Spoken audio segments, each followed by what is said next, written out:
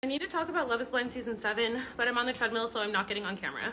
Starting with Hannah and Nick, I think one of the big culprits for their breakup is that he just is not down to eat her out. He is not down to go down on her. I'm pretty sure they're broken up because she's been posting a lot of shady stuff about him on TikTok, and he was asked by a TMZ interviewer if he'd be willing to do The Bachelor, and he said yes. As I'm watching the show, one of the big issues between Nick and Hannah is that she's super condescending of him, talking to him about how he's a boy and she's the one who's turning him into a man.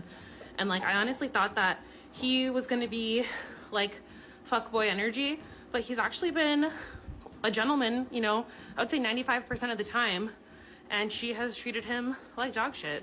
The first video I ever made about Marissa, I was super critical of her, and I feel bad about that because Marissa's actually a vibe. Ramses is like super villain energy. She didn't want to have sex with him while she's PMSing, nor does she want to have sex with him without condoms because she doesn't want to go back on birth control, and he doesn't like that. His approach to sex and intimacy just comes across as really immature and extremely selfish. The cringiest part of all was when Marissa called out the fact that husbands are more likely to cheat while their wives are sick or going through like postpartum depression after giving birth.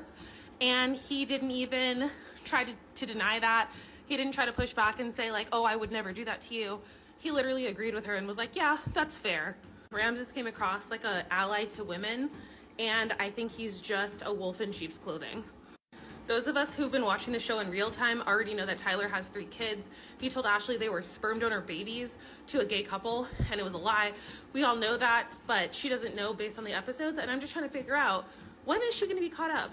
Like, the producers allegedly, quote unquote, vetted him and interviewed him, and he was able to fly under the radar having 3 kids. As soon as he admitted to her that he had 3 kids via sperm baby donation, I feel like the producers should have done their due diligence, looked into it, and given her a warning, because the next episode is the wedding episode, and we know about the truth in real time, but I don't know if she knows about the truth on the show. If I was a betting woman, I'd say that Tyler and Garrett were the only couple who actually got married on Love is Blind. Based on some of their social media posts, it looks like they're still together today. But one thing that makes me really sad for Taylor is that I'm kind of convinced that Garrett's mom is racist. Like, she was crying, like sobbing at the idea of her son marrying a woman who was not white, and although no one ever said it out loud, it was really giving that energy. Calling his mom racist might be a little bit too harsh of a label. Whatever the opposite of racially inclusive is, whatever that is. Okay, moving on to Tim and Ashley. The way he dumped her was absolutely brutal. I mean, I definitely saw it coming because she grabbed his face off camera. We didn't get to see it, but that was just a sign of things really going south. The sad part is that based on how these two are connecting in the pods, like crying over each other's like mutual trauma, like it seemed like they were the type of couple who could really go the distance.